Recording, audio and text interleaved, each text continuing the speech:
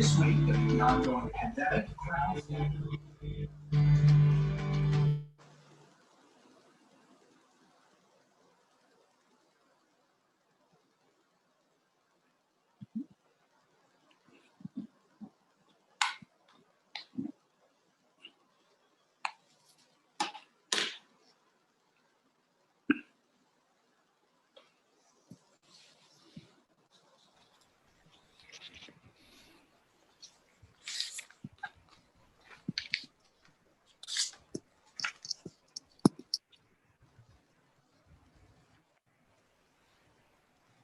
Good evening, everyone. Welcome to this much awaited webinar organized by the Public Policy Club of IIM Bangalore. We are extremely happy to have our guest speaker, Dr. Jayaprakash Narayan, sir, with us today. Good evening, sir. Good evening, Tejasvi. Dr. Jayaprakash Narayan is the founder of Lok Satta Party, a classical liberal political party that was formed on the tenets of democratic reforms as part of the Lok Satta movement, and also the General Secretary of Foundation for Democratic Reforms, an independent public policy think tank and research resource center. Born in Nagpur of the then Bombay state, India, Dr. JP went on to pursue his education in Andhra Pradesh, obtaining his medical degree from the Guntur Medical College. He joined the public administration, topping the 1980 IAS examination with an All India fourth rank, and brought about great social and economic change in the areas of employment, irrigation, and credit cooperatives, among several others. Realizing that the nation cannot move forward in the global stage with faulty governance, he quit from the IAS in 1996 and set out to strengthen the very rubric of democratic practices in India. With the help of the Lok Satta Party, he's further channeled his efforts into bringing landmark governance reforms, a few of which are voter registration, political funding, anti-defection provisions, the Right to Information Act, the Lokpal Act, and others. Dr. JP has also served on notable national panels such as the National Advisory Council and the Vigilance Advisory Council. He is also the recipient of several felicitations, some of which are the Rotary Manav Seva Award for his efforts against corruption, the Yudhveer Memorial Award for his contribution towards good governance, and the Bharat Asmita Jana Jagran Shrestha for his work in the area of public awakening. Today, he will be talking on the topic of turning crisis into opportunities, with a special focus on what questions the audience may have regarding how they can make a difference in the society they live in. We have structured the webinar such that Dr. JP will speak for around 15 to 20 minutes on the topic, and after that, we will move into the Q&A round, where the participants can post their questions to our co-hosts, Chetana and Abhilash. Our host, Piyush, will then let the person unmute themselves and ask the question to Dr. JP. So we will be going by the questions received one by one, and we all request you to patiently wait for your turn once you have posted the question on the chat to the co-host. Kindly note that we want this experience to be smooth and productive for everyone. Hence, please keep yourselves on mute whenever you are not talking so that the speaker will not face any disturbance. Today, among us, we have audience from different sectors of the society like students, corporate, research universities, NGOs, and public policy. We are eagerly looking forward to this wonderful and insightful evening with you, sir. I cannot express how honored we are to have you here. Without much ado, I hand over the session to you. Thank you, Tejasvi. The pleasure is mine. I'm actually quite amazed that hundreds of people want to spend a Saturday evening discussing what we're discussing. This is rather drab. This is not fun. Fun would be watching Netflix and TV or playing a game, at least a video game if you can't play physically, or doing something else with the family or friends. But we are in turbulent times, not only because of COVID, but in general as a country, we all have a feeling that we need to move on. We need to make a difference. That's the context in which we're discussing. You know, the title you gave is very interesting. I don't want to give a long speech. I just want to open the discussion with a few introductory remarks. Then I will leave the field open to all of you to raise questions, make comments, come up with suggestions, etc. Paul Romer, the distinguished economist, he said some time ago that a crisis is a terrible thing to waste. And I entirely agree. In all human history, particularly if you take the last few hundred years or so, we can clearly see whenever there is a crisis, there is acceleration of change, oftentimes change for the better, particularly in complex, vast, diverse societies. With the baggage of history, what a very distinguished political scientist called prismatic societies like ours, where, you have people like you from the IIMs and corporate sector who are in the 21st century. But you're also coexisting with guys who are living in 17th, 18th century. Economically, culturally, technologically, there's a layered society, several layers.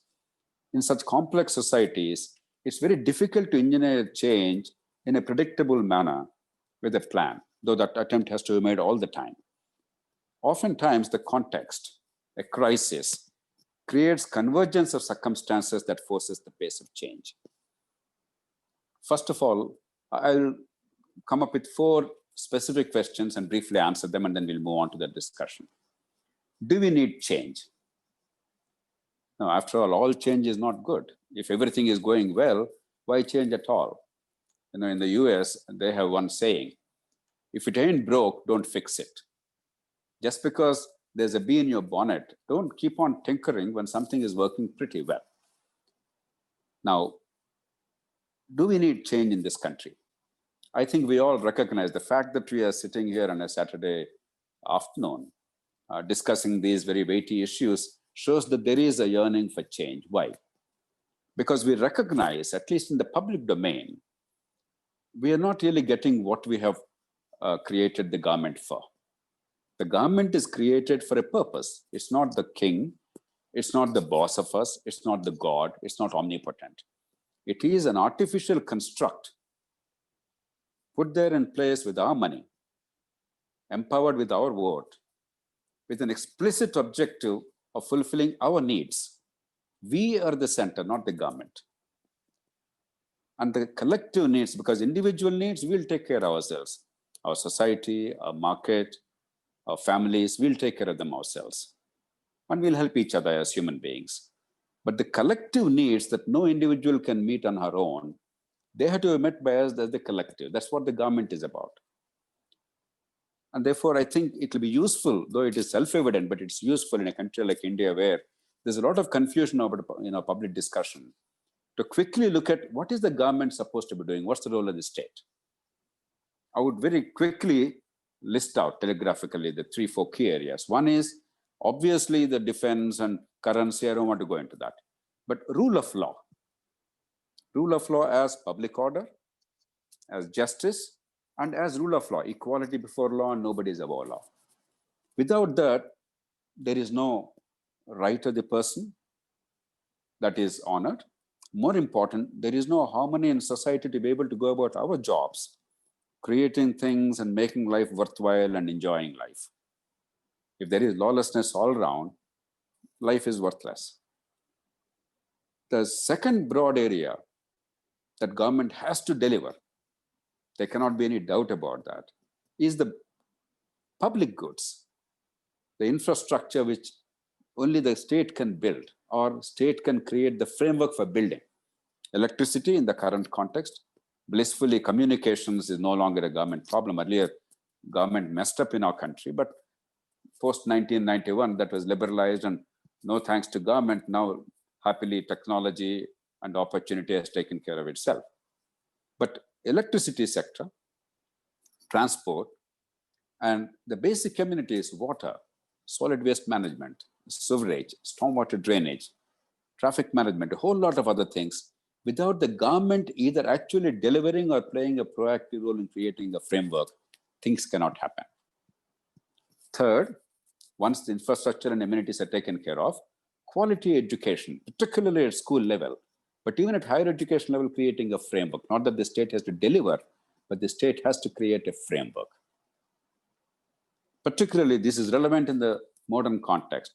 In the past 100, 200 years, all societies recognize that without government playing a proactive role, and providing quality education, particularly at school level to every single child, the circumstances of birth will determine the future of a child. We cannot participate in wealth creation depending on our talent and our ability and hard work. And from a society's point of view, if a large proportion of people do not fulfill their potential, they cannot be productive. If their gene pool is wasted, then we are all kept well below our potential. And that's the reason why education has to be handled by the state. Again, not necessarily delivering, sometimes delivering, but oftentimes creating a framework for delivery with equitable access. And then healthcare. Healthcare is a 20th century government intervention, essentially. Pre-20th century, except in the late 19th century in public health, government didn't play a role. But today, it's universally acknowledged. Again, government has to facilitate, provide, and create a framework for quality healthcare accessible to everybody, irrespective of your personal capacity to afford. Now, without these obvious things, a modern state cannot function, modern economy cannot flourish, and a modern population cannot be truly free. That's the context in which we are discussing. Now, without going into details, I think it's reasonable to say in a large proportion of these areas, India has performed extremely poorly. It's not that we didn't achieve some progress, we did, relative to where we were, but we do not compare ourselves with where we were earlier. Because even if the government simply are sleeping, even if no government exists, things today are better than yesterday, things tomorrow will be better than today. Because technology and the earning and the effort of each of you and each citizen will automatically make things better. That's not the way we should measure ourselves. We should see two things. A, between the potential, what we are capable of accomplishing and where we are. And B, between our comparators, because we don't live in a vacuum. There are other societies, comparable societies. How much are they accomplishing with the same resources and same opportunities and technology, and where are we? If on both these counts, we fall very short of what we need to be, what we're capable of, then obviously there is underperformance. I think by that standard, I can say without fear of contradiction that our governments have been spectacularly underperforming.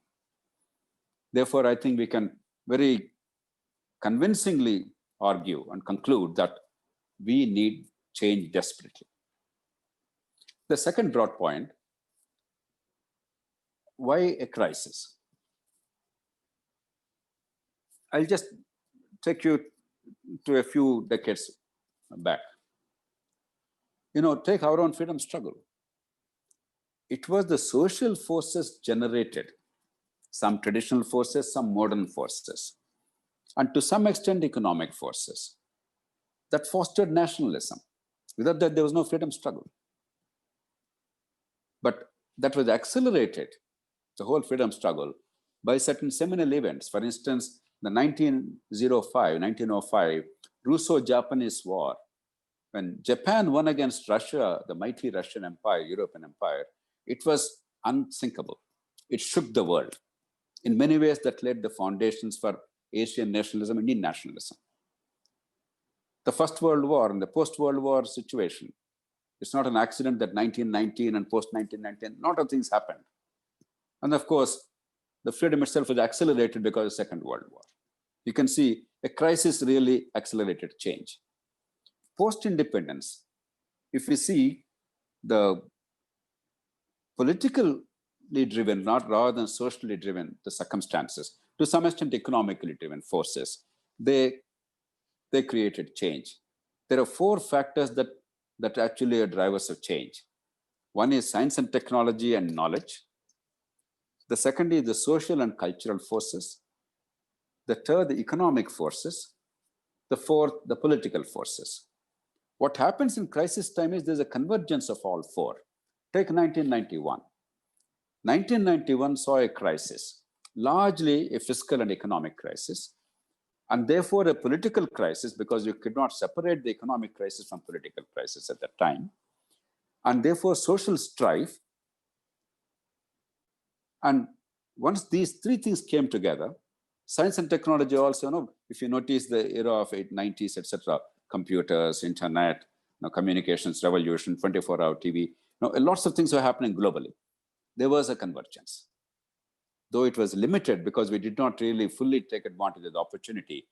But to the extent that we took the opportunity head on, I think we made significant difference. World over, you see the world wars accelerating change. I can go on and on, but there's no time. Today, again, there is some kind of a convergence. There is a convergence primarily economic, because there's an economic crisis. There's a healthcare crisis. There's a social unrest, because this is something we have not witnessed for about a century plus. So we're all in a bit of a confusion. And then, while there is no political crisis per se, there's a political need to fulfill the aspirations of the people. And technology, in some ways, irrespective of COVID, there's been a dramatic breakthrough in the past few years. I think this is an ongoing revolution, what we all call industrialization or industrial revolution 4.0. So there is a convergence. I think this is an opportunity. The third broad point, what are the sectors that are ripe for change, particularly in the context of a pandemic crisis? Healthcare is self-evident, no-brainer. We are in a desperate situation, I can assure you, because there's no time, I don't want to go into details at all. I'll just mention and then move on. We are among the worst in the world in terms of public expenditure and healthcare and public outcomes and healthcare. We're absolutely abysmal. But the good news is at a relatively modest cost, and this is what we all must recognize, and you as management students who are mindful of economies, at a very nominal expenditure, just about 0.5% of GDP prudently deployed. We are spending 1.3% as opposed to the rich countries spending about 8-9% of the GDP. If we spend just 1.5% because we have some advantages, huge advantages, if we deploy it wisely, we can significantly improve healthcare outcomes. And it has tremendous economic consequences apart from healthcare and human happiness consequences. The second area is agriculture. We messed up agriculture for 60, 70 years, except the Green Revolution. Almost everything else we did in the country in the field of agriculture was to destroy agriculture, to hurt agriculture. Not because we hate it, but because we have absolutely misplaced sense of policy. All bad policies, terrible policies.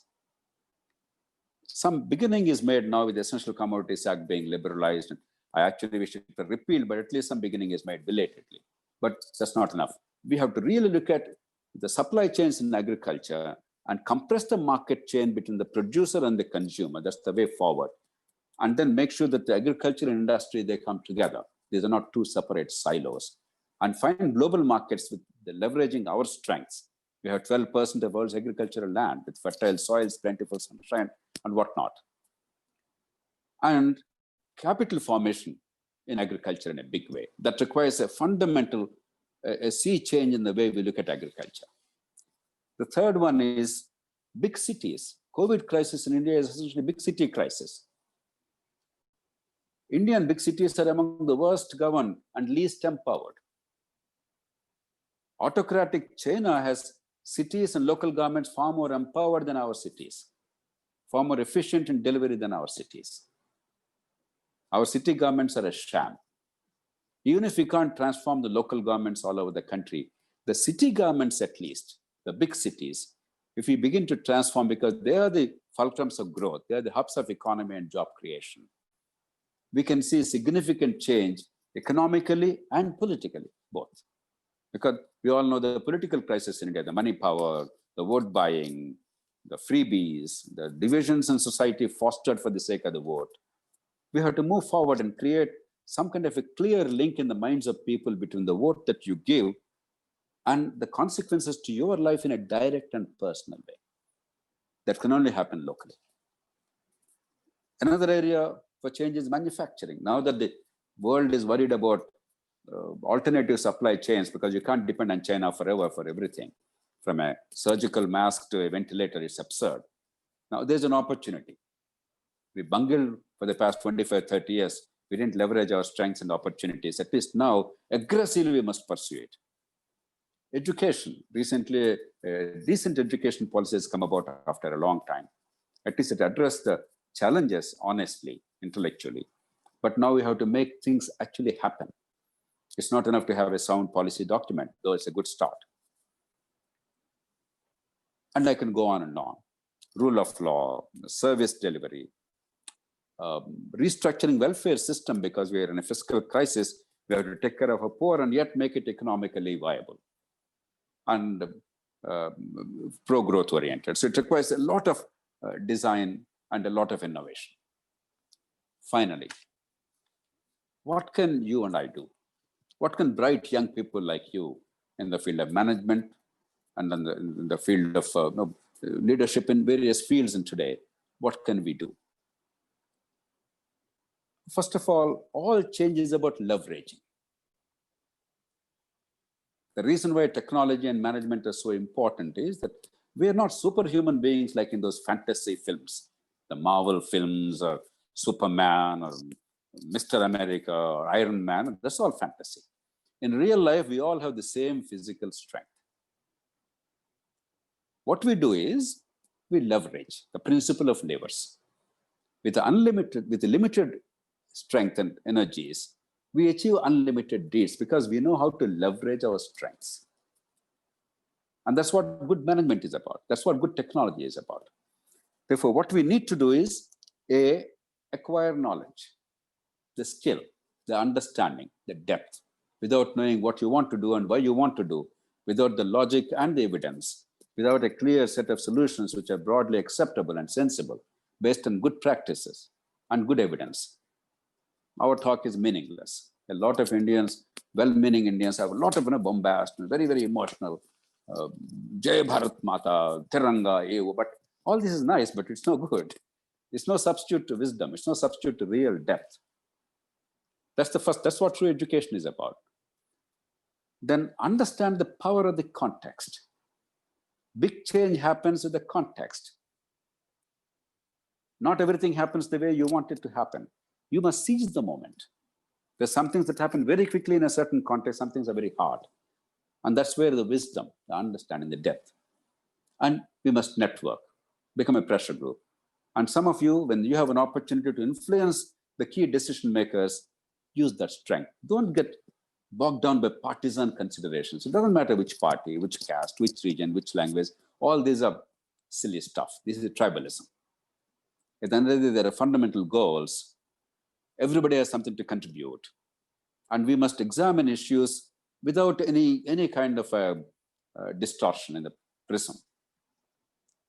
We have to actually see them as they are. Whether Narendra Modi does it, or Uddhav Thackeray does it, or Yediyurappa does it, or KCR does it, or Jagan does it, doesn't matter. There's nobody good or bad. Go by the issue, go by the evidence, go by the logic, and seize the moment, seize the opportunity to systematically persuade and pursue. One last word. The other day, Bill Gates said something very nice. I like it. And I completely agree with that. He said, we all tend to overestimate our capacity to bring about short-term change. That in 3 months, in 1 year, we'll bring about a revolution. This is a normal illusion or delusion. We all underestimate our capacity to bring about big change in the long term. We all forget about, if you do the right things in the right way, if you change the trajectory a little bit, over time, 5, 10, 15, 20 years, there's a tremendous change happening. So never expect dramatic changes in a minute or two. Sometimes technology does give that opportunity. But in public policy, unfortunately, such a dramatic change is very rare, however fulfilling it is. Therefore, set your course by the twinkle of the distant star, not by the lights of passing ships.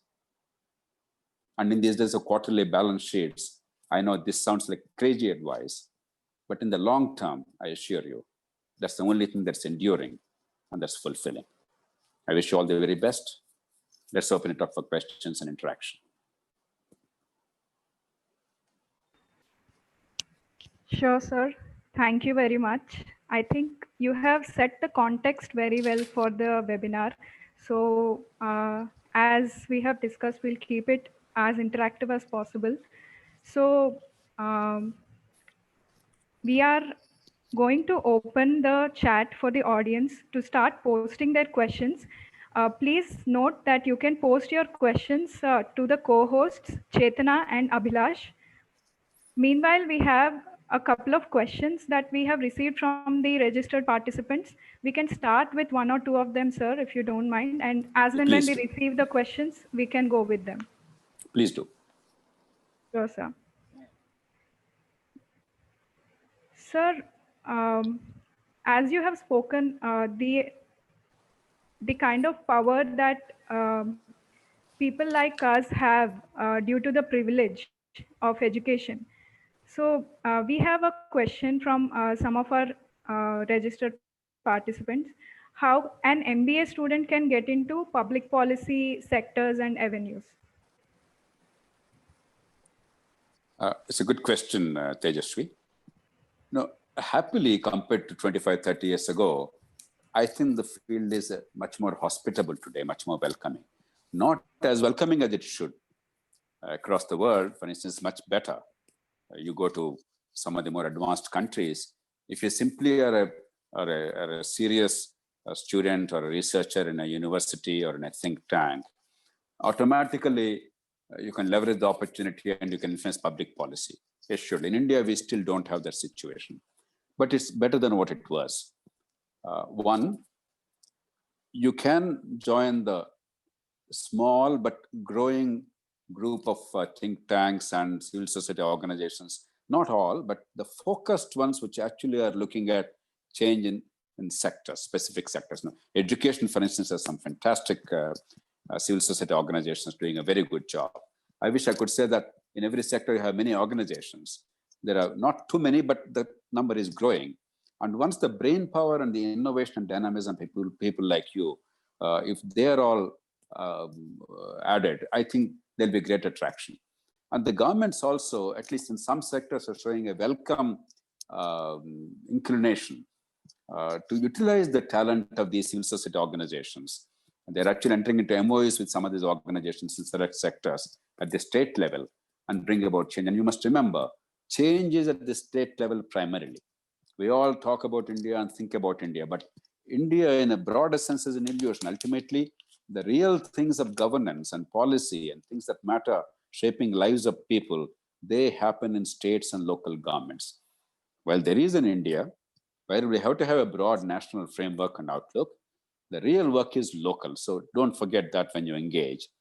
Some of the better institutions like the IIMs and some of the more respected institutions, their think tanks and research and organizations, I think they are much more capable of accessing the governments and influencing their thinking. I know some states are actually dealing with these organizations and then trying to get some specific inputs into policy. So I think the field is a little better today.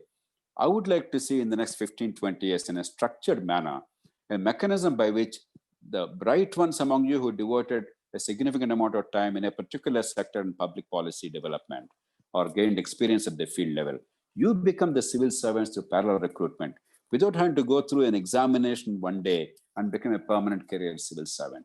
There's no reason why any one of you in 15 years' time should not become a secretary to government because you're an expert in the subject. If we care for our country and for ourselves, if we have self-respect, we must want the best people to be the civil servants and leaders in making change happen.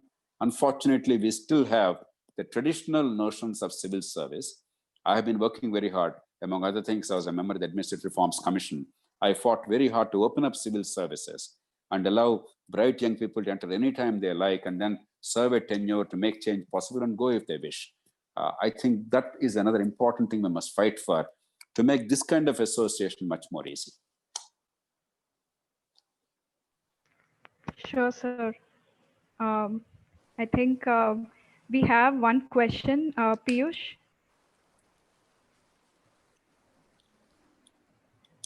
Yes, Tejas. Good evening, sir. So there is one question Hello, from Piyush. Jayashri Shava Yes, on Piyush. agriculture supply chain. So I will ask her to ask you directly. Please. Jayashri, please unmute and ask. Good evening, sir. My name Good is evening, Jayashri. Sir, Good evening, Jayashree. Please go ahead. Sir, I wanted to ask how to compress the supply chain between farmers and consumers. And my one more question is trickle-down economics just a theory or it can be put to practice in India to become a 5 trillion economy? Okay, great questions, both of them, Jayashree. Let me take the supply chain question first. You know, in India, typically between the producer, the farmer, and the consumer, you and I, when we buy, let's say, a food product in the market, there are 6 to 7 links on an average. Most of these players are not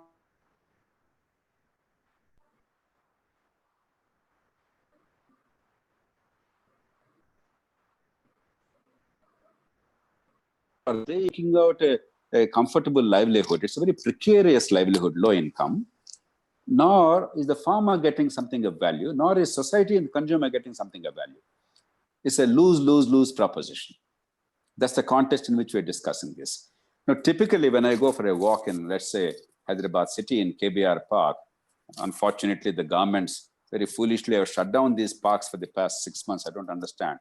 We are the only country where the part of this whole COVID precautions, you shut down the parks. In the process, I think more people are going to die or suffer disease on account of lack of exercise than COVID. But that apart, when you go there, when I buy the vegetables there, who is the vegetable vendor there?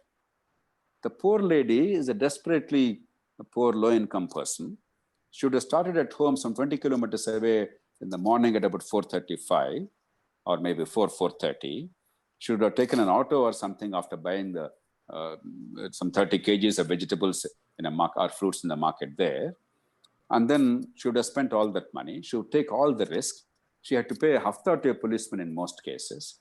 And if there is a rain or if there is COVID or something, she has no market, she has no livelihood. And unless she sells those 25, 30 kgs that day, she has no livelihood. If she doesn't get 20 rupees a kg return, at the very least, there's no way she can meet her costs and then give some value for her time. So it's not that they're exploiters, but what's happening in the process is inefficient and the price is shooting up. And the farmer is only realizing about 25 to 30% of the end price on an average, in some cases as low as 10% or lower. And the consumer faces price volatility. You see one day tomato going 60 rupees, another day half a rupee. Only in India it happens. Tomato is a perishable commodity everywhere in the world. And we're not able to find global markets because there's no grading, there is no standardization, there's no meeting of quality controls, all kinds of stuff. So the best way to do is, the best way to compress market chains is you allow entry of retail chains in the market, which perform all the functions together. Almost every major market in the world does it. They purchase from the farmer. They actually give farmer the help to produce quality products. They give technical support and inputs. They do grading, packaging, transport, storage, processing, retailing, and find global markets because they have the scale, they have the expertise. And everything is win-win. And the overall employment actually will grow. Only thing is a slightly different kind of employment. You have to retrain many of these informal workers, but give them more secure and more dignified employment. Everybody gains, but it requires clarity of thinking. And we are Luddite in many of our approaches. Therefore, we are not allowing this to happen. Net result is processing. India has the lowest amount of processing in the world. Outside of a few commodities like potato, we have hardly any storage, serious storage. Price volatility is very high. And for a country which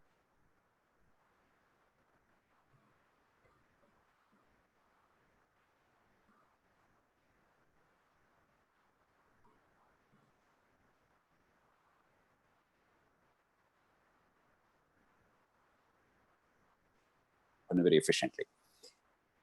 On economics, this is actually a trickle-down economics is a pejorative term used by socialist economists to market economy. The idea is that Marx fundamentally said that capitalism is exploitative, corrupt, you're extracting the surplus value from the labor, enriching yourself, and the worker is always impoverished. But experience has proved two things. One, collective bargaining power of the labor on the one hand, and two, technology which actually is enhancing value enormously. You're not stealing the surplus of the labor. The worker is benefiting, the entrepreneur is benefiting, and the consumer is benefiting. It is that insight and that transformation that ultimately killed the old scientific socialism. But with two caveats. What Fabian socialism has done is a recognition that unless everybody gets an opportunity to play a role in the market, to fulfill her productive potential, that means quality education accessible to everybody, quality healthcare. Inequalities are perpetuated not because of talent and capacity to do the work, but because circumstances of birth. So if those two are addressed, and if there is rule of law, genuine enforcement of rights of everybody as equals, then that is the best model, because the market economy with competition and choice ensures innovation, the best price, and the best quality. Quality education, healthcare, rule of law ensure enforcement of rights and opportunity for everybody. So it's not one or the other. So I reject the expression trickle-down economics. It is competition and choice, but with equitable opportunity to enter the market and fulfill your potential. That means education, healthcare, rule of law. And there is no other solution. But whenever there is a crisis situation, like 2008, we had a crisis. Now we have a crisis. The governments will step in. Unusual situations like war, they require unusual responses. But broadly, generally speaking, whenever it's feasible, let competition and choice with multiple buyers, multiple sellers playing a role freely and transparently, with effective regulation to protect the collective in terms of pollution and consumer rights. Sure, sir. Moving forward, Piyush will be handling the question and answers. I repeat, whatever questions you are having, please forward them or post to Chetna and Abhilash.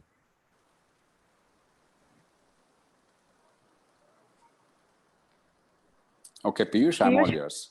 We can. Yes, sir. Next, we have Bensi Tadanki, and he has a question on education sector. Bensi, you can unmute yourself and ask. So since you already spoke about maybe public funded education or maybe education as a public good, so my question is, even America, which is almost a fully capitalist country, is what we can see maybe, they have almost fully funded public education, at least until 12th standing. So my assumption basically is that when you have higher education, which is government funded, like maybe the IITs and the IIMs themselves, and where people study in private education till 12th, should we essentially move towards fully funded primary education, then maybe focus on higher education? So that is my first question.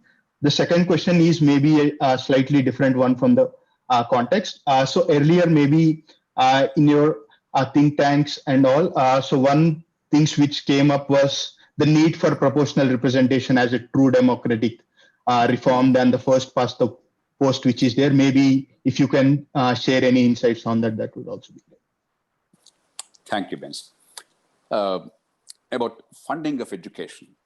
No, I completely agree with your broad hypothesis. Unless the state takes quality education access as its responsibility, doesn't mean that you have to fund everything. But as you said rightly, quality school education without having to pay a single paisa from out of pocket, particularly when you're the poor or low middle class population. If that is not assured, the society is not equitable, the society is not fulfilling its potential. I have no doubt whatsoever. We are the only crazy country where even the poor are forced to spend a lot of money disproportionate to their income in private schools. And then we want to subsidize very expensive higher education. And of course, in general, both are of substandard quality in any case. I think we have to radically change this.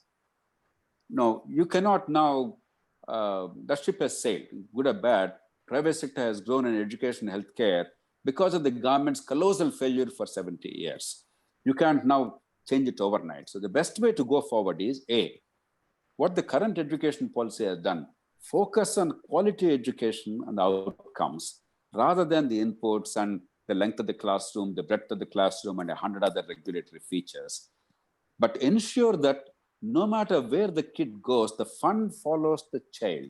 the broader principle. If the child goes to public school anyway, it's a free education. But even if the child goes to a private school, subject to a ceiling, provided the educational outcomes are decent, for all the poor and middle class families, there must be the fund following the kid. You call it voucher system, you call it fee reimbursement, I don't care what nomenclature you give, it's irrelevant. In India, it's not even controversial, unlike in the US and elsewhere, because the people are already voting with their feet. It's the poorest people, the rickshaw pullers, vegetable vendors, who are sending their kids to budget private schools. So subject to a ceiling, provided the outcomes are assured, you measure them efficiently and carefully. There's no time to go into details. I'm sure many of you are familiar with what's happening and in the new education policy, etc. Then I think that will satisfy things. Higher education to the extent possible, with one caveat, that if you are bright and if you have the desire and the will to work hard, then you will not be denied higher education to any level for want of money. Doesn't mean that the government will always at every level for everybody fund it, but government will make it possible for you to study irrespective of your economic status. To the extent possible, funding, fee reimbursement, scholarships, soft loans, there are many mechanisms there. But school education, take China, up to 8th grade, everybody gets free education of very high quality. China ranks consistently among the top in the world in educational outcomes in PISA at the age of 15. You don't have to be a super rich country to achieve that. You just must have a plan and you must really care. The second question, PR, I'll be very brief. What is it that we seek? Models, there are many models. I want to caution you that there is no particular electoral model which is wonderful. You go to any country, they are complaining about their own electoral system. It is universal. But you have to design a model to suit your context. Each context is unique. While the broader issues of democracy are universal, the context is unique. In our country, what is happening? Vote buying, competitive vote buying for the marginal vote, particularly at the state level, and real politics in India is at the state level. It's the state assembly that's the political unit of India. It's not the parliament. It's all the highfalutin talk of the rich and the powerful and English-speaking media. The real politics and real governance are at the state and constituency level in the assembly. So what's happening is money has become the arbiter in most states. It started with the southern states excluding Kerala. It's now spread to many parts of the country and it's growing. It's cancerous. In Andhra Pradesh, Telangana, Karnataka, Tamil Nadu, it will not be an exaggeration to say about 15 to 25 crore rupees per assembly candidate is not an unusual thing. It's an incredibly crazy thing that we're able to say this in a desperately poor country like India for a piddly state legislative office that you spend $2 or $3 million US, given the very high purchasing power of rupee relative to exchange value, given our immense poverty in the country. It's an incredible number. And of course, the freebies, the distortions on account of divisions in society fostered for somehow getting the vote and so on and so forth. So the easiest way to alter the incentives, one, you can moralize, you can blame people are bad, the candidates are bad, parties are bad. Two, you can actually alter the incentive for the parties and the candidates so that politics will be of a different kind, to put up the right kind of candidates, and instead of buying the vote, you actually find a different method and so on and so forth. You redefine the victory and success instead of the first past the post system. Therefore, the easiest way to do it is proportional representation. All it does is, instead of voting for an individual, you vote for a group of candidates of a political party. And because the party's incentive is now to maximize the vote share rather than win the most votes in a certain geographic locality, it look at the image of the candidates and the overall platform rather than somehow by hook or crook win here, because it's a winner-take-all system. In a PR system, it's not winner-take-all. You're willing to take risks in order to get a larger benefit. And the candidate has no incentive, because if I'm not getting elected because of my buying the vote, why should I do it? It's a normal incentive kicks in. We all know what happens in the profit motive. And it's the easiest thing because constitutionally it's permissible. Actually, if you look at the constitutional wording, it's entirely permissible. It is our practice and the law that is making the current system there. The Constitution never said we will have first past the post system. But having said that, in my judgment, it is theoretical. That opportunity was there between 2005 and 2009. Both the major parties, Congress and BJP, were in disarray at the time. Both would have benefited, both would have agreed. I pushed it very hard at that time. We came this close to getting it done. But because of the stupidity of certain people who wanted it but didn't want to fight for it for their own silly political calculations, we lost the opportunity. Now I suspect it will not happen for a long time. Therefore, we must look at another way. Just because you have a good solution doesn't mean it's politically viable. The power of the context, remember? The power of the context. Just because I have a bee in my bonnet, there's no point in wasting my breath. Because you asked the question, I answered. Otherwise, I don't even talk about PR these days. I don't see that as the right issue now. It will not have traction.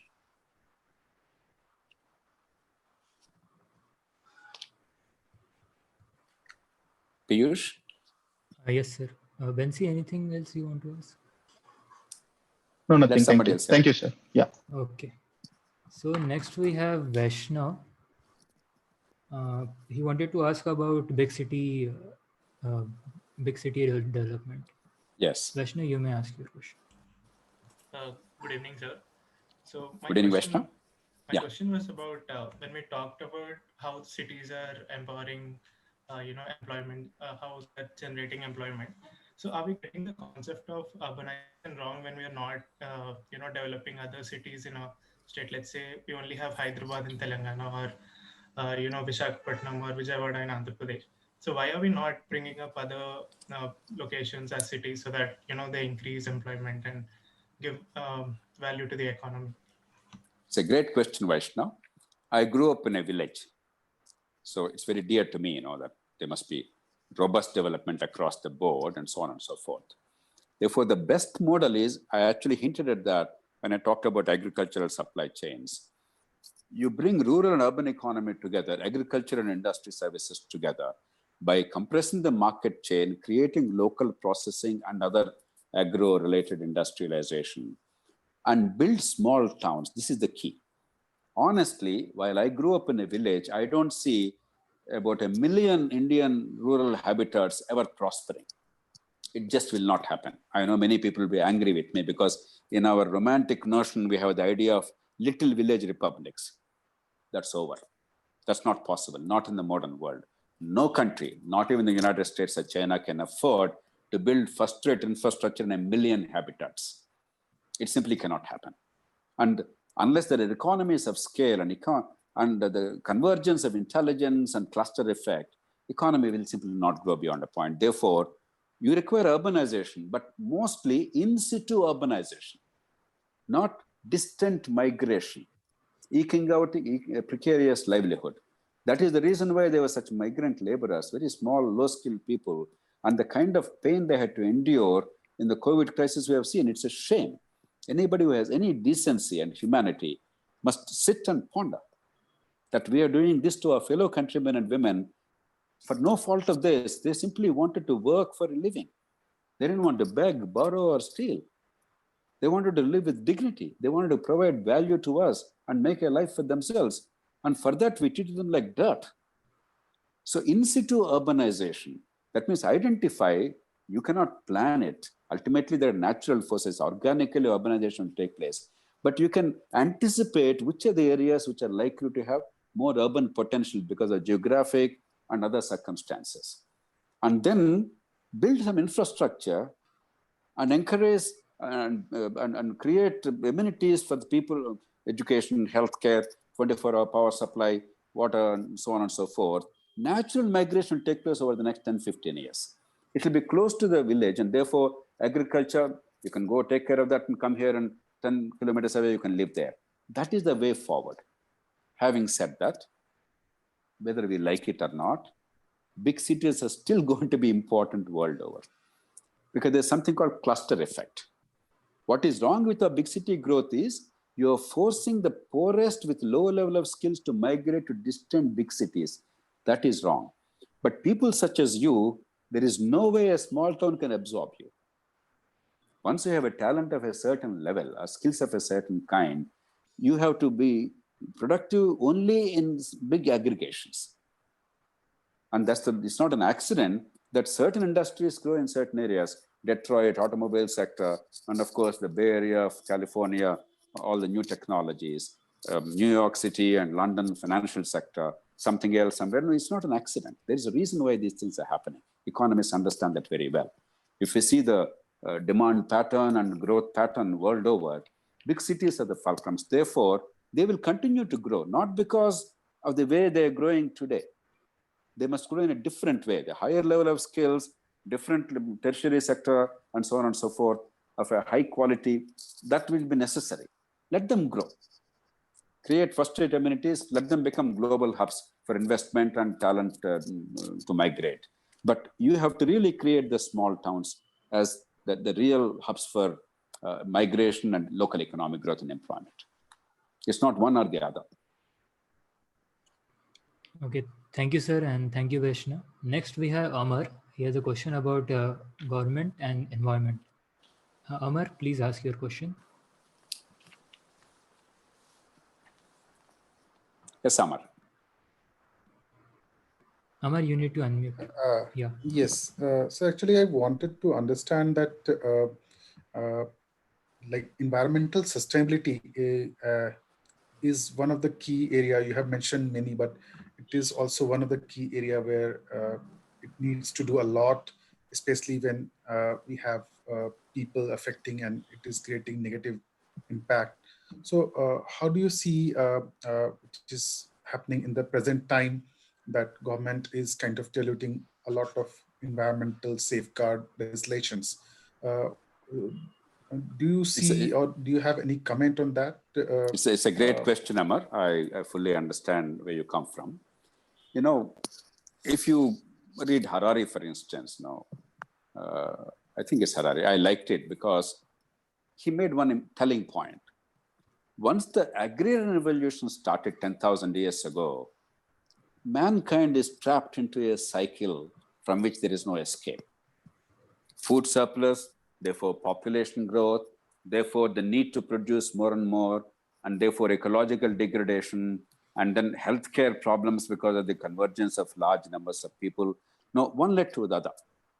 Even if we understand what is happening, for us, there is no easy escape from that. That is the trap. That's the reason why there is the rich countries which already have a reasonable quality of life and plenty of wealth. They have the luxury of saying, environment and this and that, and even then they're resisting, except in Northern Europe and to some extent rest of Western Europe. America is resisting, for instance. But poor countries trying to emerge out of poverty with massive population and unemployment, obviously the first priority is economic growth and employment generation and incomes and so on and so forth.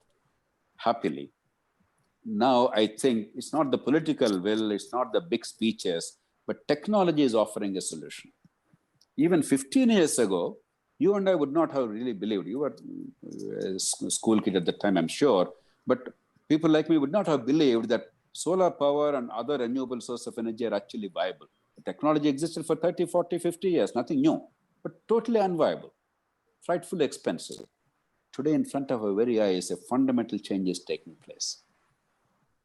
Today, it's possible in the next 10 years, if the world is willing to spend about 15 or 16 trillion dollars for transformation of the fossil fuel economy to the new economy, new energy economy, in a wise way. Actually, already, the energy today from renewable sources is cheaper and storage is getting better every day. I think technology is helping us. And two, the additive manufacturing is, I think, dramatically changing the way manufacturing is going to take place in future, the production patterns. Because the last century was record century, comparative advantage, and therefore massive manufacturing, and therefore long distance transport and so on and so forth. It's possible that we'll actually go for decentralized production because in additive manufacturing, 3D printing, probably economies of scale as we understand don't exist any longer. Battery powered car, aggregators, many things that we took for granted. No, automobiles, why does everybody need an automobile?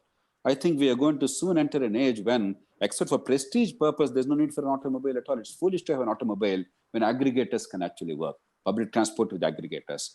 So I think world is going to see a dramatic change. Already it is seeing it. Because it's so near us, we're not able to see the totality of the impact. Already some scholars are arguing that we are immensely close to a fundamental revolution. And it's just years away. By 2025 or 30, the world will be so radically different we cannot even imagine today.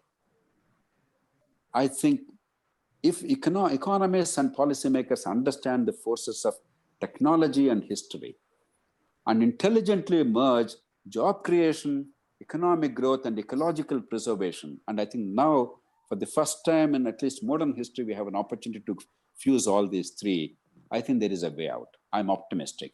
Yes, already the damage is done globally, but when the damage is global, a poor country cannot take all the blame or all responsibility. But I think we must play a responsible role, just like anybody else, and particularly because we're a big economy, particularly because it's not economically costly. It's no longer economy versus ecology. Therefore, if we intelligently fuse both, I think we have a way out. Okay, thank you, sir. Next, we have Satya. He wanted to ask question related to bureaucracy. So Satya, please go ahead. Yes, Satya.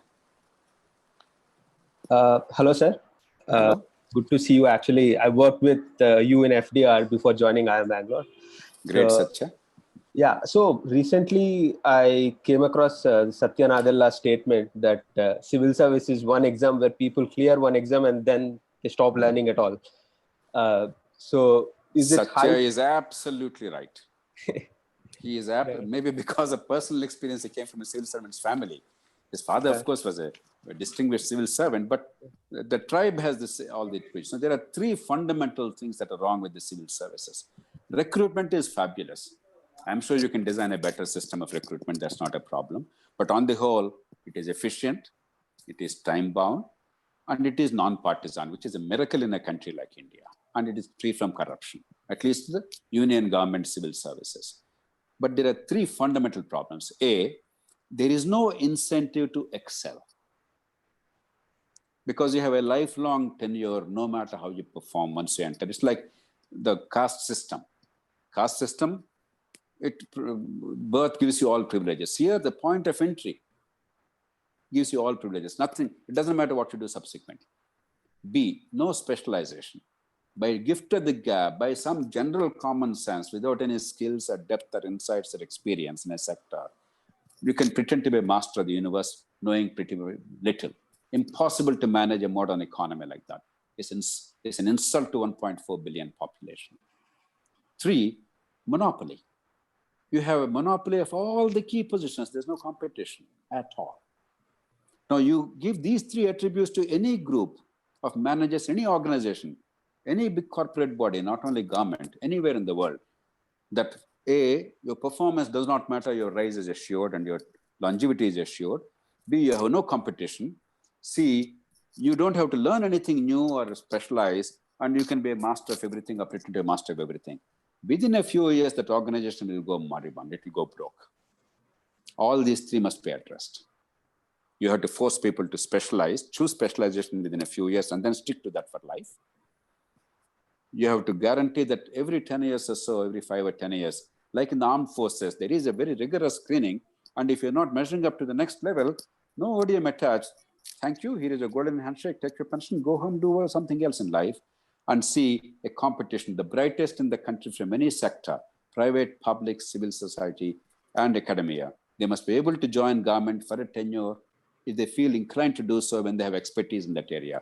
We deserve the best in the country to join government in any field and serve us, not because somebody happens to be born on a certain day, therefore put in some 22 years of service, and doesn't matter who he is. We have to change that. I completely agree with Satyanarayana. I haven't followed that statement, but if he said that, I am absolutely with him. Okay, Bharat. Okay, thank you, sir. Thanks, Amar. Next, we have Bharat Kumar Kundra.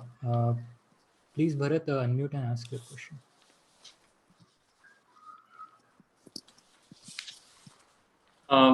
Good afternoon, sir. Hello, Bharat. And thank you so much, sir, for sharing your knowledge with us.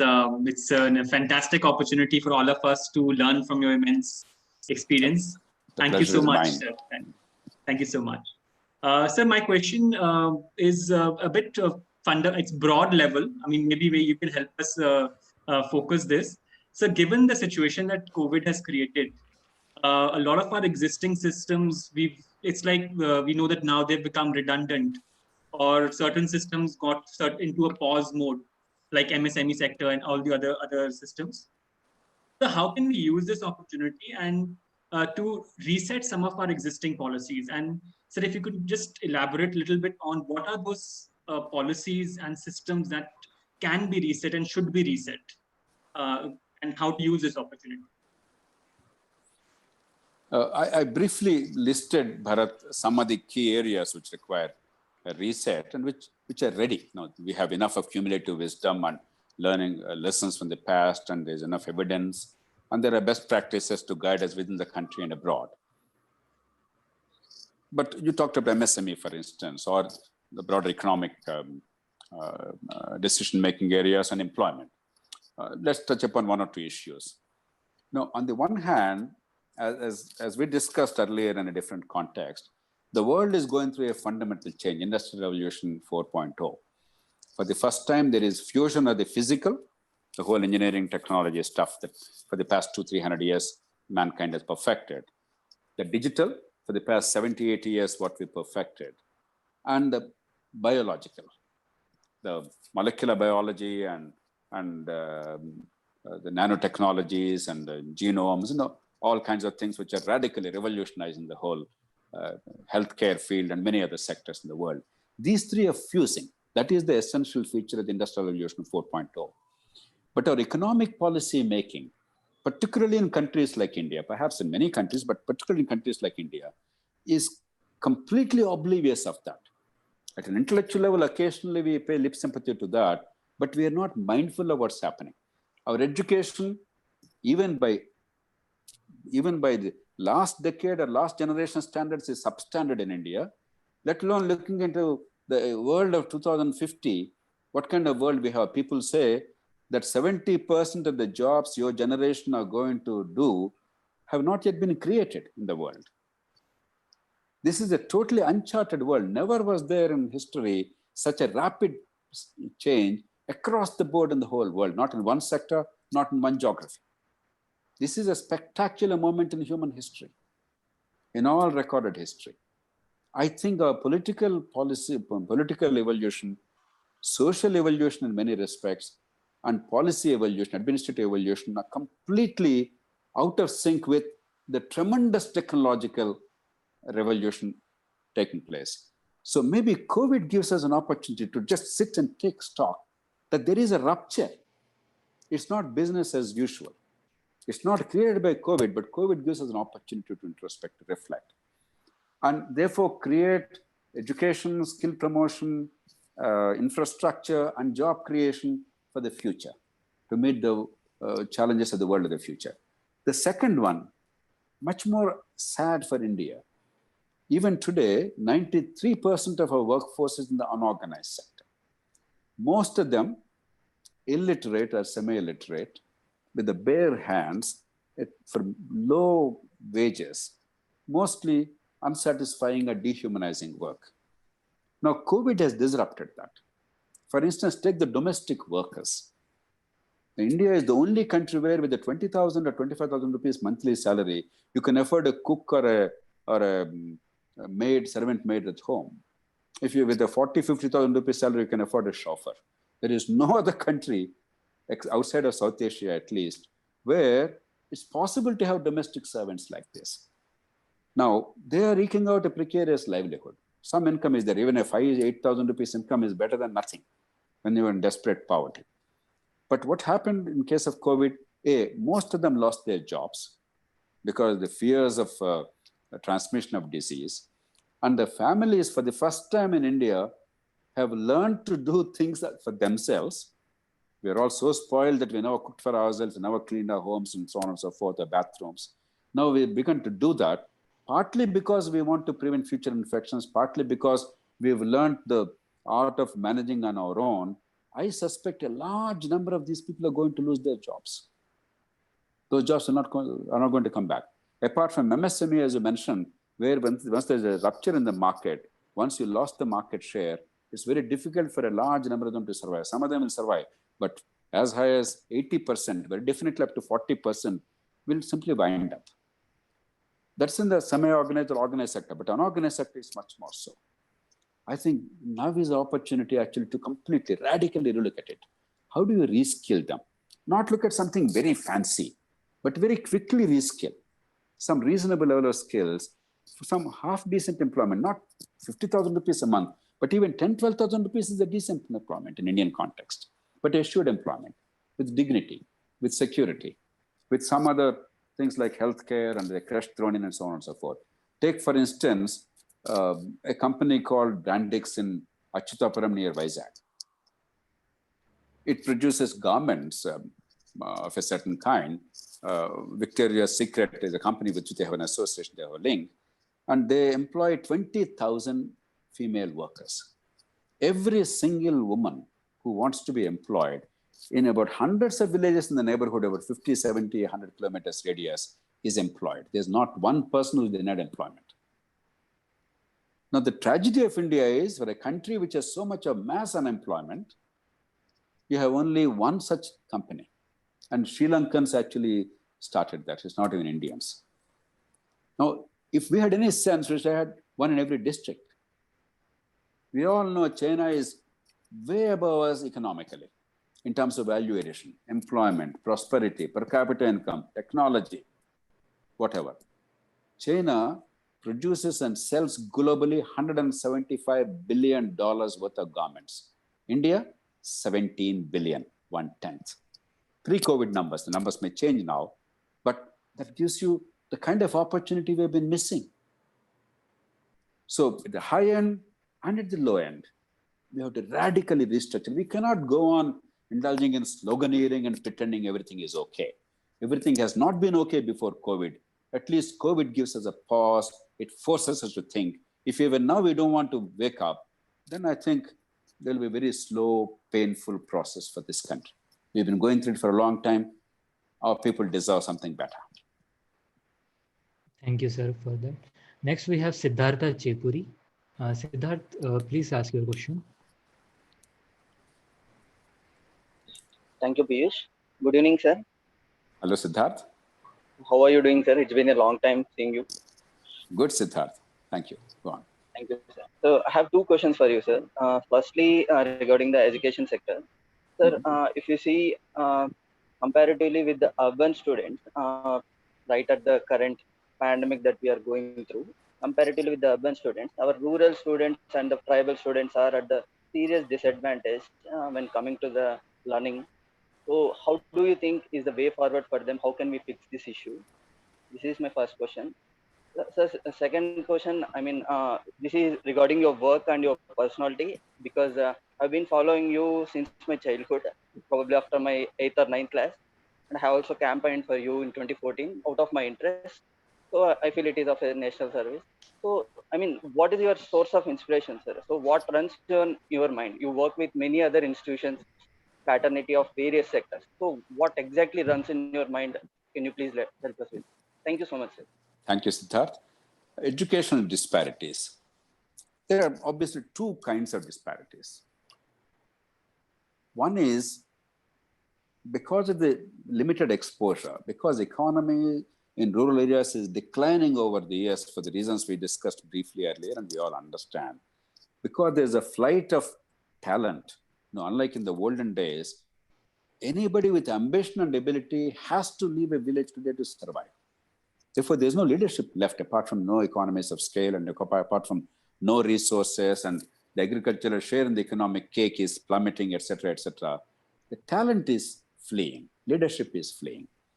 For all these reasons, education too suffered dramatically. Now, the governments have failed spectacularly on two grounds. One, in general, education has failed. Our grades are inflated, our examinations are bogus, there is mass copying, everything is about rote learning, there's no conceptual understanding. 50% of kids between 14 and 18 do not know how to read a time looking at a watch. 50%, you won't believe it. It's very hard to believe. 50% cannot weigh 2.5 kilograms of brinjal in the market. They don't know how to put the measures, the weights there. Between 14 and 18 at the age of 2020, in the year 2020, it's a disaster. Second is rural, it's even worse. because there's no accountability, there are no economies of scale. There are actually schools where the teachers outnumber the students. I'm not misspeaking. It's a fraud, colossal fraud going on. On an average, in many states, if we take the teacher-student ratio, it's 1 to 17 or 1 to 18. But in reality, there are so many distortions because of this. About 140,000 of our schools in India, in the public sector, have fewer than 30 kids. It's supposed to be a school with several classes. Just 30 or 15 or 10 kids. It's a disgrace. So a combination of all this created a disaster. The second kind of problem that we are now going to see in the post-COVID situation is, if you move towards digital technology, not necessarily distance education, but digital education. In the Indian context, I don't think it's distance that matters, it's more digital. I'll come to it in a moment. Obviously, there'll be digital divide unless you provide the infrastructure. So what I would say is there's actually an opportunity now. Like education is in shambles in this country. I have repeatedly and endlessly for thousands of times, I said it in the past 20, 25 years, we ranked 73rd out of 74 nations in the world in educational outcomes at the age of 15. I mentioned to you some of the very unhappy statistics, some of you are familiar with that. But now is an opportunity because A, there's a new education policy which is reasonably robust, which is addressing some of these issues, at least intellectually on paper. We have to put them in operation in detail, and it's possible to do it without spending more money. The current expenditure is adequate, 4.4%.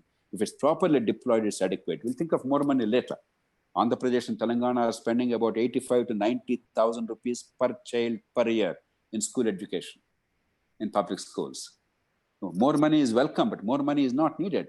Making this money work is more important. So if you now really restructure this, particularly defining success and measuring success through a sensible set of examinations, not the soul-killing rote learning, but conceptual skills, application of knowledge, comprehension, communication, logic. If they are tested, and if the kids and the managements and the teachers, everybody know, because we want success in our society, people want good education, the demand side is very strong, things will set themselves right. That's why the policy is sound, if only we give it a chance and we honestly and earnestly implement it. The second part is digital part. I take it as an opportunity. It's not about distance education. Even if you want to improve the content of education today, or pedagogy, because education has failed for such a long time, to be truthful, only a small proportion of teachers are capable of communicating the concepts intelligently, lucidly. Many others simply are going through the motions. And therefore, if at least a small part of the content, the critical part of the content, the concepts being communicated effectively, if that happens through digitization, because we have excellent platforms now, khanacademy.org, you have K12, we have many others, non-profit and for-profit. They can be easily applied on a mass scale at a very nominal cost. But you have to improve digital infrastructure, not for every home, that's unlikely to happen anytime soon, but at least in schools, particularly in the clusters that we are now talking about in the education policy. And use these tools, whether rural or urban, rich or poor, public school or private school, encourage the use of these tools for the communication of conceptual understanding. Then you don't require a high-priced school or a first-rate teacher paid an exorbitant salary or the good fortune of an inspired teacher. Everybody has access to this kind of quality input. After that, what you make of it is yours. Whether rural or urban, rich or poor, intelligence is not anybody's private prerogative. They can build on that. You can be assured of reasonable quality. So I see that digital education now as an opportunity, provided at least in the cluster schools and the schools, you provide the digital infrastructure, and we are well placed today than ever before. And the cost is going to be marginal for the hardware required. Even if you want to supply a tablet to every one of the 10 or 12 crore school kids out of the 24 crore school kids that require this help, today's technology on a mass scale, once it's applied, will not cost more than 3,000-4,000 rupees per child. And actually, you don't require it for every child, because if you have X number for each school, that's enough. You can apply in rotation. But even if it costs about 40-50,000 crores, the governments in India are spending about 9 lakh crores of rupees on school education, on education. we only have to deploy about 2 or 3% of that over a period of 2-3 years, period. It's not a big deal. Money is not an issue. Technology is not an issue. Getting down to business and doing it systematically and soundly and designing the right kind of an examination evaluation system, that is the heart of it. If you do it, I think you can remove much of the disparity. I won't say you'll be able to remove all the disparity. The rich kid, the urban kid will always have some extra advantage. But as long as you reach 80% or 75% level, no matter how poor you are, how rural you are, you will catch up. I guarantee you that. But if you don't have the 75% chance, if you're at 20% level, it's much, much, much harder for most of the kids to catch up. The disparities will continue to grow. About what makes people like me tick. You know, in my mind's eye, whatever you guys think I am, in my mind's eye, I'm still that school kid who left that village at the age of 13 in 1969 after finishing 10th class, went to the village school in Telugu medium. My generation benefited immensely from the community. The teachers were paid 70 rupees a month in those days. The school only had some thatched huts. Whenever it rained, it was leaking, and the road to the school was very slushy, and there was defecation on both sides of the road. It was hell most of the days when it rained, etc. And despite all the disadvantages, we got fantastic education, tens of thousands of us. Many of these are playing or have played a very significant role across the world in the sectors they have chosen. When I go back to that village and that school, or many schools like that, the kids today who should be doing infinitely better are doing infinitely worse. The vast majority of them have no chance at all in life. That makes me angry. It's not some grand concepts. It is the fact that we are not able to ensure the basics. I do not know if there is a God. My policy in dealing with God, as I keep saying, is one of mutual non-interference. If God doesn't bother about me, I don't bother about God. But I believe there is sin. I believe the greatest sin is unfulfilled potential. If a kid who is endowed by nature or God, depending on your faith, has the talent, inborn talent, but the talent is not allowed to flower because you have not given quality education, because of the circumstances of the birth of the child, to me in the modern age, that's a great sin, unacceptable sin. It must make you boiling mad. And the second great sin is avoidable suffering.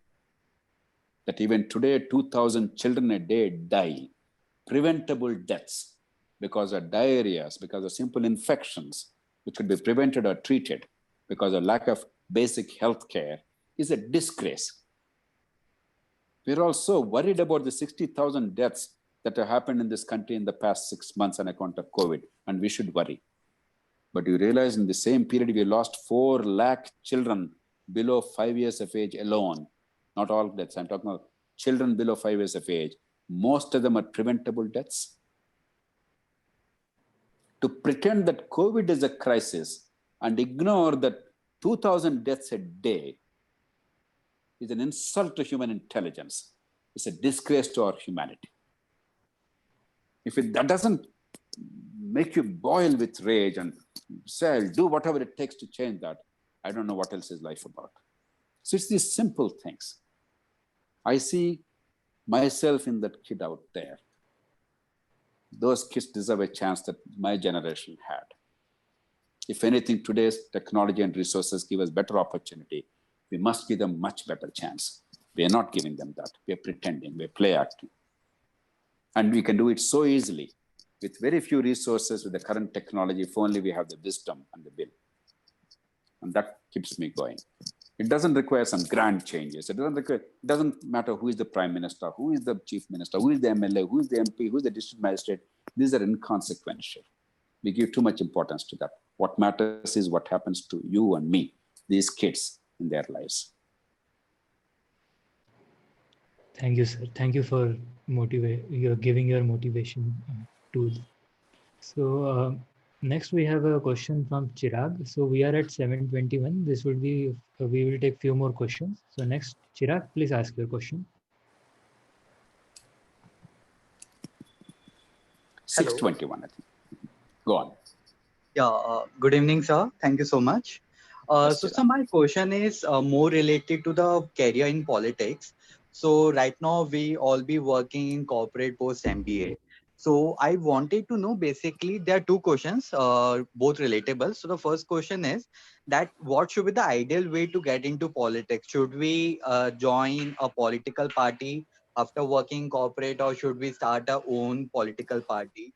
Or should we do some public policy related things and then get into the government?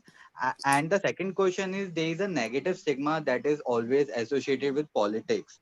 So I wanted to know how lucrative is the political career, because you have been an IS officer, so you know better the positives and the negatives. Okay, let me address the two expressions used at the end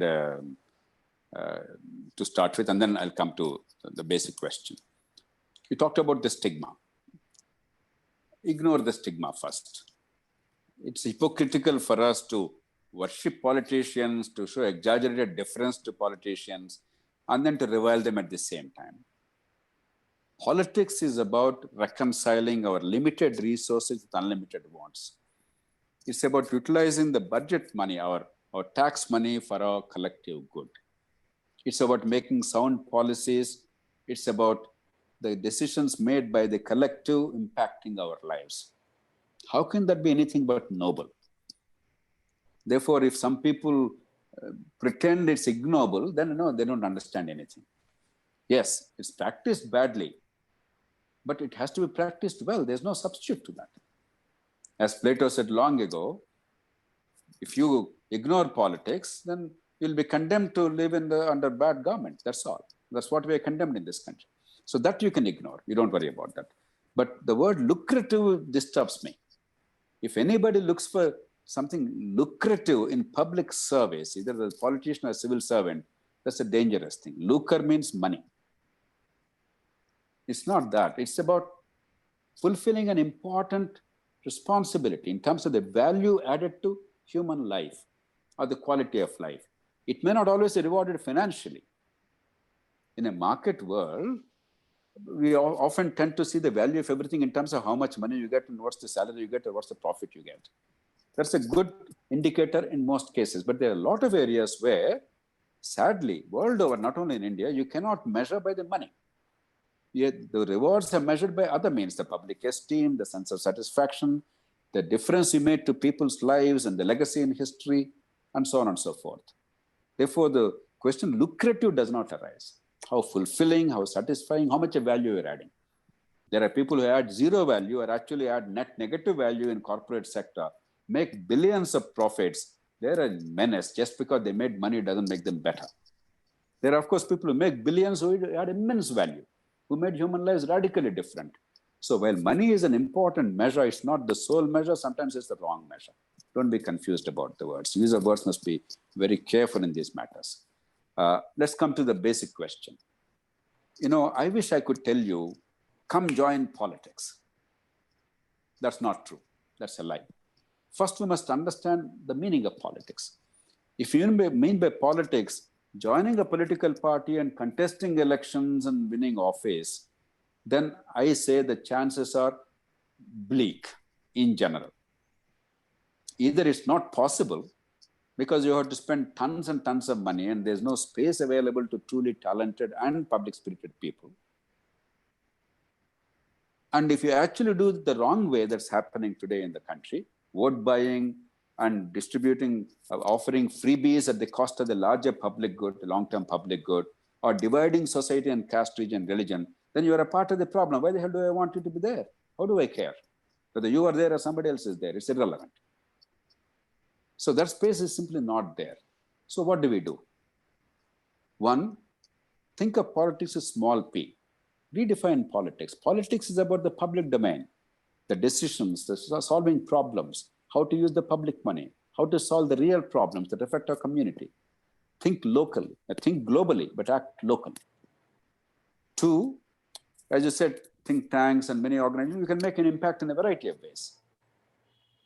But as far as practicable, work locally and in local governments. Even if you don't get a political office, formal office, you become an established leader in the people's minds. There are so many people who get elected, but because they're in a position of office, people recognize them. But once they lose that, they feel very insecure and nobody cares because they haven't done anything. So don't think just because you're an MLA or MP, something is happening. Nothing is happening. If it's true that because you're MLA, MP, something is happening, every election cycle, everybody is elected as MLA and MP, what the hell is happening? Nothing is happening in the country.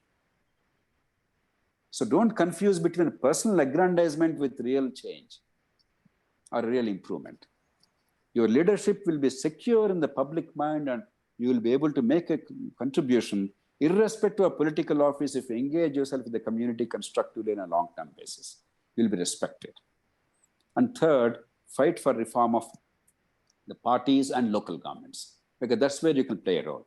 Supposing the parties can choose the candidates like you, bright people, public-spirited people, intelligent people, on the basis of your ability and your commitment, rather than your pedigree and your money. Right now, it's a pedigree and money that's determining.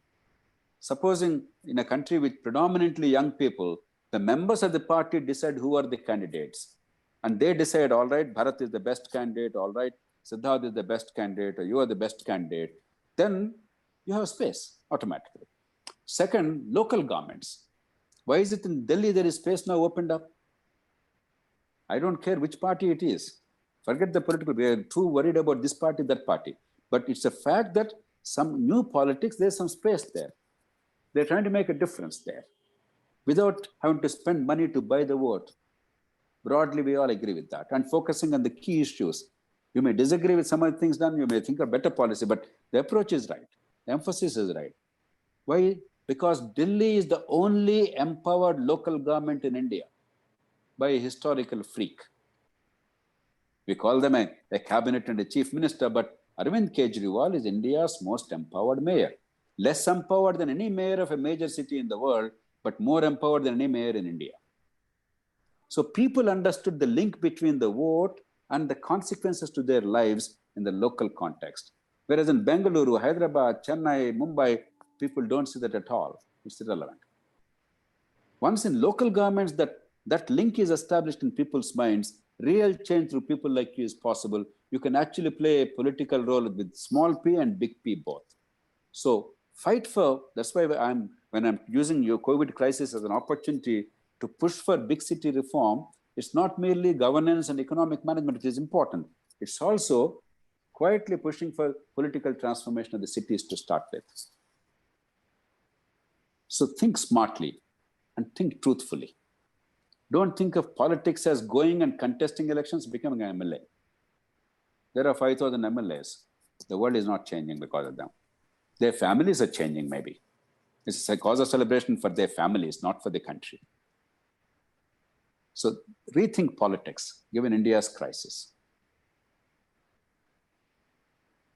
Thank you, sir.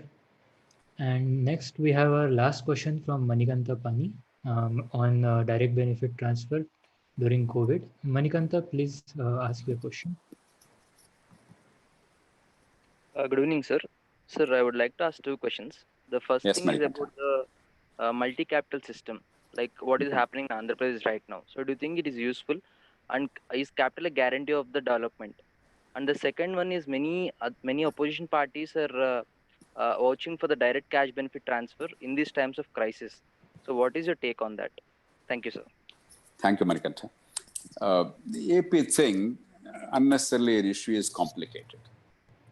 First of all, in the people's minds, the political parties, the media, general public, we have associated the seat of political power with education, with healthcare, with employment, with cultural dominance, with growth and everything, which is absurd. If you are sensible, the seat of government is merely a place of convenience for the organization to work. Now, I remember more than 35 years ago, or 33 years ago, when I was district magistrate in East Godavari, Kakinada and Rajahmundry towns were literally fighting about where the telecom office should be located. There was some divisional telecom office for somebody. That office, there was a competition between Kakinada and Rajahmundry. They were fighting. They were going on hunger strikes and hartals. Both cities felt very patriotic about it in the same district, mind you. I had to chide them and reprimand them and read the Riot Act because it's stupid. How does it matter where the telecom office is? What matters is whether you have telephone and whether it works or not.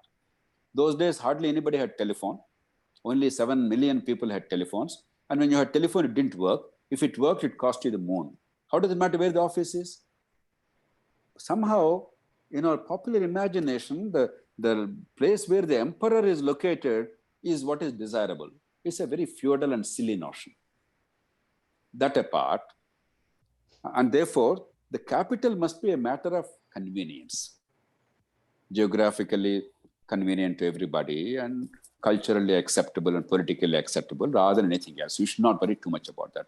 And power should be decentralized as much as possible so that moving to the capital or visiting the capital should be a rare thing for only a few people who require decision making at that level. Because we created a highly centralized and stupid system where a teacher's transfer is decided by the chief minister. A teacher's transfer by a chief minister. All these fellows pretend that they are emperors of the universe. All that you do is teachers transfers and some chief minister's relief fund, some 50,000 rupees grant to somebody. It's a very third-rate feudal notion of power. Because of that, you have this notion in the public mind. Now, the problem is compounded in Andhra Pradesh because a greenfield city's development is confused with capital city. I genuinely believe that you do require, earlier we discussed the importance of cities apart from in situ urbanization of small towns. Certainly, if an economy has to prosper, the states with big cities, with global infrastructure and ability to invite global talent, be hospitable to global talent, have an advantage. And therefore, if you have an aspiration to build that, I think a greenfield city with world-class infrastructure is welcome. It may take time, etc., but it's welcome. Now, there's a confusion between the two. You must delink those. I don't want to go more into that because we're needlessly losing time on some silly political battles. About the crisis time spending money. Now, obviously, people desperately in trouble in a poor country require sustenance. Therefore, some amount of help is required. In order to stimulate the economy, in order to reboot the economy, in order to stimulate the demand, money is required. Though the problem of Indian or global crisis in COVID is not merely a demand recession. It is basically because of the healthcare scare that people refuse to produce and buy, both consume, except the bare necessities. Therefore, merely putting money to stimulate demand will not work. Where is the buyer? And where is the producer? So it's a very complicated case. But generally, the conventional wisdom, generally in times of economic recession, is the Keynesian economics. To stimulate demand, put money into people's pockets. As a principle, I'm in favor. At a certain stage, as we come out of the crisis, and in India, I believe in the next 2 months, we're going to come out of the crisis. No thanks to us. No thanks to governments. Because the disease has spread very silently and is spreading very silently. Next 1 month, we'll have terrible number of cases, maybe 1.5 lakh a day or 2 lakh a day at the peak. But it's going to decline quite dramatically subsequently because already about 30–40% of the population seems to have antibody positive in the serological tests, which is a good sign. Mostly silently, without too much of serious disease, without serious fatality. So there are unfortunately some deaths, but there's nothing much we could do about it. But on the whole, I think we may come out of it with relatively less problem and pretty soon. Once that, at that time, certainly we must put in a lot of money in order to stimulate demand also, the reboot. But that apart, we must also look at restructuring the whole welfare system. In recent days, a lot of freebie culture has come about. Some of it is necessary. Some of it is merely for vote buying. We must systematize all this instead of having 20–30 programs, all kinds of running helter-skelter and reckless expansion of the welfare programs at the cost of the critical things necessary where the government is failing. I started off my talk with that, the state's role and where we are failing, the basic infrastructure, rule of law, quality education, quality healthcare. No state has the moral authority to go into other expenditure without fulfilling the basic needs. Therefore, we must discipline ourselves, and whatever money is now going into poor people's pockets, we must put it together and make sure that it all goes in one basket. without 25, 30 programs, efficiently, honestly, transparently. So that kind of welfare reform, to that extent, I am in favor of direct benefit transfers, but you can't expand indefinitely. But for a time, when the economy is ready to be reopened completely, and I think that time is in a month and a half from now, I think some significant infusion from now onwards for some time will be necessary. And world over, that's universally practiced, and most economists agree with that. Friends, are we concluding now? Yes, sir. Piyush? Let me then very briefly say something in conclusion, then we can close. No, 1.5 hours is not enough for us to discuss weighty issues. This is more like a flavor of how to look at things. There is no primer, there is no guide to transform India in 1.5 hours. Probably it's about 100 Nobel Prize stuff to transform a country of India's complexity and magnitude. But the broad approach that I'm trying to communicate is one of optimism, one of rationality, based on evidence and logic. For most of our problems, there are practical, tangible, politically feasible, economically viable, socially acceptable solutions. We are pretending that the solutions do not exist.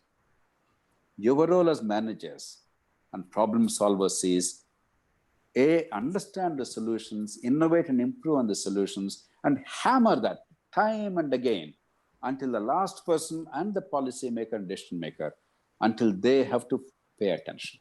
They cannot pretend that these are intractable problems. We love to describe our problems in this country. We wail and complain and write poetry. But the moment you talk about solutions, people don't want to listen, they shut down. I've seen it thousands of times. You come up with a tangible solution, they may discuss the solution or question it. I have no quarrel. But they pretend as if they haven't heard, they again repeat the problem. Very Indian. That's not the approach that will solve our problems. The management approach of finding solutions, not reciting problems poetically, that's going to transform the country. And my last point, we are in a fantastic age. Imagine the COVID crisis 30 years ago. We are able to communicate wherever you are in various parts of the country. And a fellow like me who has absolutely no understanding of technology, I'm able to use technology with my mobile phone here and then talk to you and listen to you and interact. 30 years ago, we had no telephones. All of you who were born much later, it's very hard for you to imagine that there were no telephones accessible to most people of India. We only had about 1 crore, about 7 million telephones at the time in the whole country. They rarely worked and they're frightfully expensive. And of course, there was no digital technology. I never heard of internet until 1996, when somebody told me. It was a revelation to me. It was a miracle. Even today, I find it a miracle. But we never had any internet or digital technology or World Wide Web or easy access to knowledge and information to everybody, or 1,000 other things that make life worthwhile, or even electricity. To have electricity uninterrupted for 1 hour was a miracle in those days, even in a big city. Today, increasingly, though belatedly after 30 years or 50 years compared to the rest of the world, at least in big cities, we're able to say largely we don't have too many power interruptions. So we live in a much better age. You live in the best of all possible worlds. The world today is much better than it was yesterday. And the world tomorrow will be better than today, even if you and I do nothing. Even if governments sleep. In fact, if the government sleep, it will be better. Because they're not doing particularly anything great. Because technology is taking care of it. Your own innovation, each person's desire to create wealth and make an impact is making a difference. You have resources, you have technology. If the collective, the government, with our resources, with the power we give, if all of us together actually apply our minds and come up with genuine solutions, innovative solutions, which are already available, tried and tested, we can transform our country very quickly. We can leapfrog. Just as in telephones, we leapfrogged, and today Indian telephones are actually a match or better than American telephones, I dare say. They are cheaper, the services are cheaper, and actually quality is as good or better.